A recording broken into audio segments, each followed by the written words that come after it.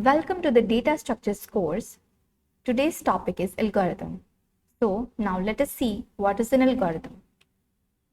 Let us first see the definition of an algorithm. An algorithm is a step-by-step procedure that specifies a set of instructions that must be carried out in a specific order to get the desired result. So, as the definition says, it's a step-by-step procedure. So we need to execute the instructions of an algorithm in step-by-step manner, and that too in a specific order. Okay, so it is a step-by-step procedure that must be followed in a specific order. So these two are important thing to notice in a definition of algorithm. So any algorithm will take raw data as input. That data will be processed, and that processing will be done using algorithms. Okay, so we will take the raw data as input. We will process that data in a step-by-step manner by following a specific order, and then whatever result we will get will be the output. Okay, we will see the examples of algorithm later on.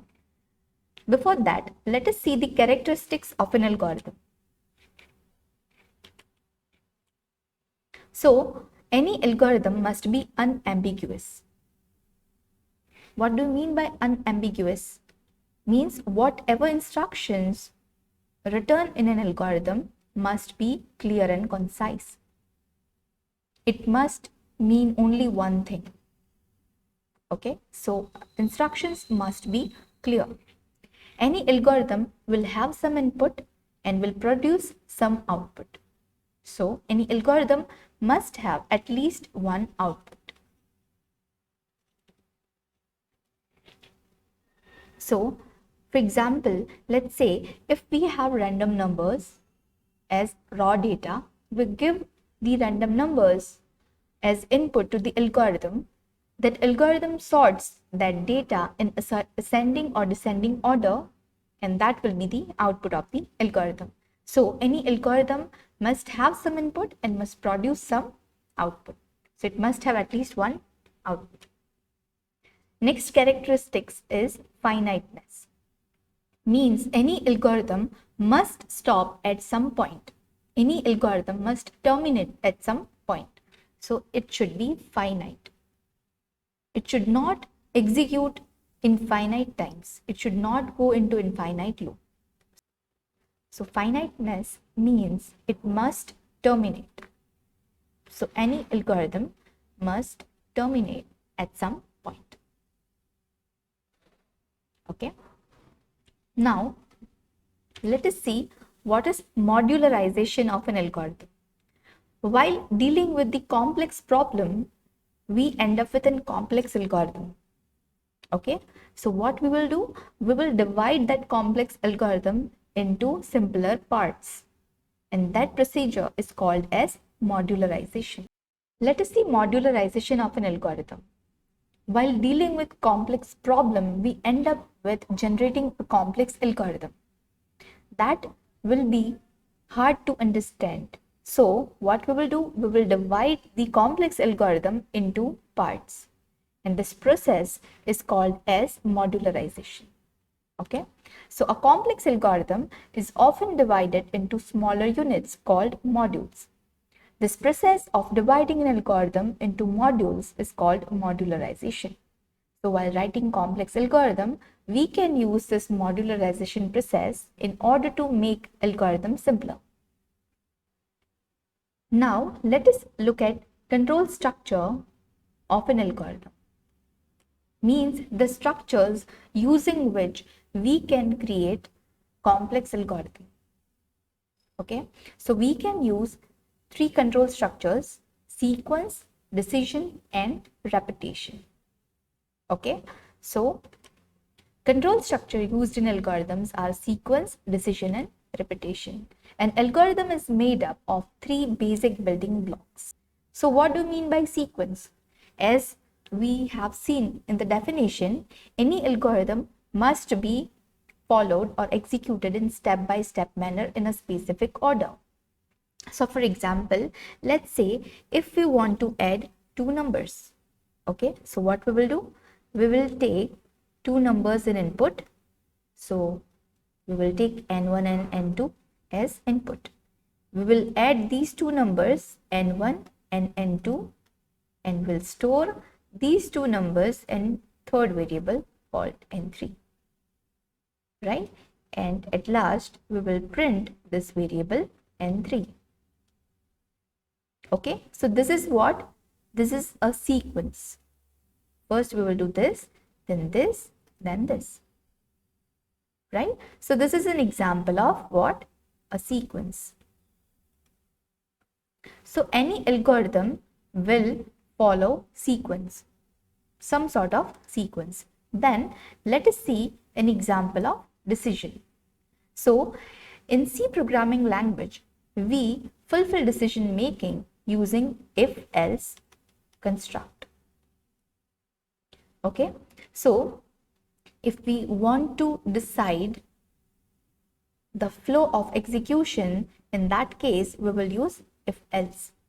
So for example, if we want to check if the input number is an even number or an odd number, then we can use this decision control structure.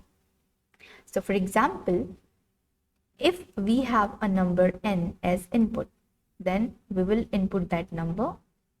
Then we will decide if the number is an even number or odd number. Then we will check if the given number is divisible by 2 or not. If it's divisible by 2, then the number is even. Otherwise, print that the number is odd.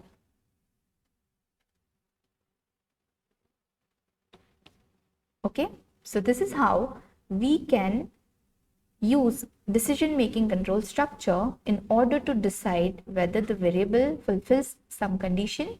Then the flow of execution will be different. Otherwise, the flow of execution will be different. Okay, so it will print even and it will print odd. Let us see the third one, that is repetition. So repetition is nothing but iteration, and using loops we can use this control structure in an algorithm. Okay, so the example of repetition is if we want to print first 10 numbers, then we can use this repetition control structure. For example, if we have 10 numbers, so what we will input? That we have 10 numbers. We want to print numbers from 1. So let's take a temporary iterator variable, that is 1. Okay, so we will start printing out the numbers from I, means 1.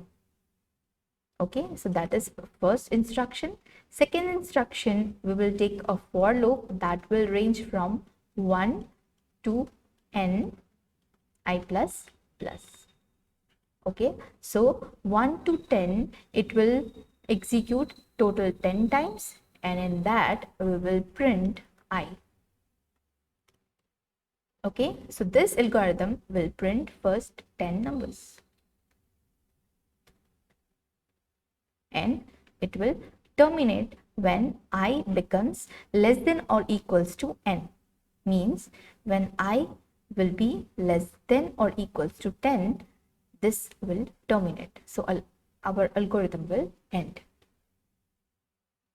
Okay, so these are 3 control structures used for creating algorithms.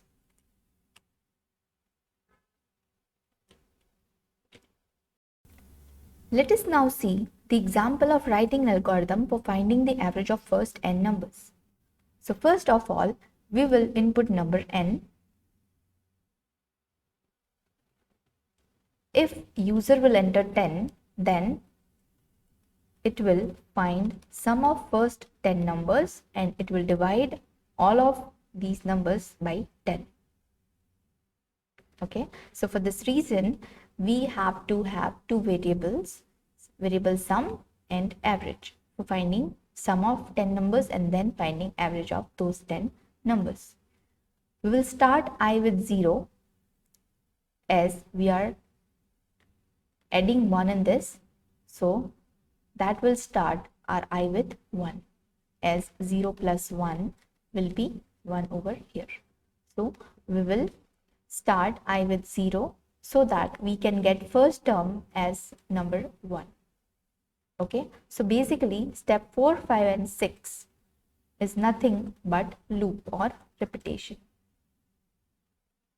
So we will loop through step 4 and 5 till our I is less than or equals to n. So our I is 1 in this step. Okay, so this loop will execute 10 times as our n is 10. So I is starting with 1 and our n is 10. So I will be incremented by 1 every time. So in total, this loop will execute 10 times. Okay, so what it will do 10 times? It will increment I by 1 every time and it will add up that I into the sum variable. So initially our sum is 0 and we will add 1. So what result we will get? 1. So that 1 will be stored in this sum variable. Okay, now let's trace it and now let's update the I variable. Okay, the next instruction is, now I is incremented by 1. Okay, 1 is less than 10. Yes, so again we will increment I by 1. So I will become 2. Sum was 1. So 1 plus 2 will be 3. Now the sum is updated and it is 3 now. Okay, so our updated sum is 3. Now again I will be incremented by 1. So I is now 3. Okay, our previous sum was 3. So 3 plus 3 will be 6. Okay, again I will be incremented by 1 and it will become 4. Now 6 plus 4 will be what? 10. So this procedure will continue until I becomes 10. Okay, so the instruction tells that while I remains less than or equals to n, keep doing step number 4 and 5. Otherwise, when I will be equal to n, means when your I becomes 10, then we have to go to step 7. So what we will do in step 7, we will find sum of first 10 numbers and that will be divided by total numbers n. Okay, and then whatever result we will get will be stored in average variable and we will display average variable at last. Okay, so this is how an algorithm will work step by step and we have to follow the specific order of the step in order to get the desired result. Let us move to the next topic, that is performance analysis and measurement. So what do you mean by analyzing and measurement? What do we need to analyze and measure? So in order to solve a problem, we may have different algorithms for solving that problem, right? Okay, so we will choose the algorithm that is best. Okay, so best in terms of what? That we will measure. Okay, so we will see the different parameters using which we can decide that this algorithm works better than the other one. Okay, so in order to analyze the performance and measure the performance, we have some parameters. How to compare algorithms? Execution times are specific to a particular computer. So depending on computer, execution time differs, as different computers may have different processors and many more parameters are there. Okay, so the ideal solution to compare algorithm is express the running time of given algorithm as function of the input size. As input size grows, the execution time or running time will grow. So what we'll do, we'll calculate the running time as a function. So whatever output we will get, that will be measured in terms of function as input size. If we express the running time of a given algorithm as a function of input size called f of n, and compare these different functions corresponding to the running times. So what we will do? We will take two algorithms for comparison. We will find the running time in terms of functions and we will compare these two functions. Okay, and which function is better? We will see it according to the classes of an algorithm. Okay. This kind of comparison is independent of machine time, programming style, etc. Okay, so this will be independent of these things, as your running time also is dependent on machine time as well as programming style or the algorithm which is being developed. Let us now understand time and space complexity. Efficiency of an algorithm is measured in terms of time and space. So we will calculate time and space required by the algorithm in order to compare two algorithms so that we can say which algorithm is efficient one. The time and space complexity can be expressed using a function f of n where n is the input size.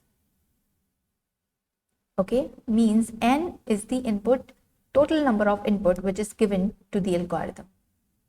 Time complexity of an algorithm is the amount of time that is required by a program as a function of the input size. Space complexity of an algorithm is the amount of computer memory that is required during the program execution as a function of input size.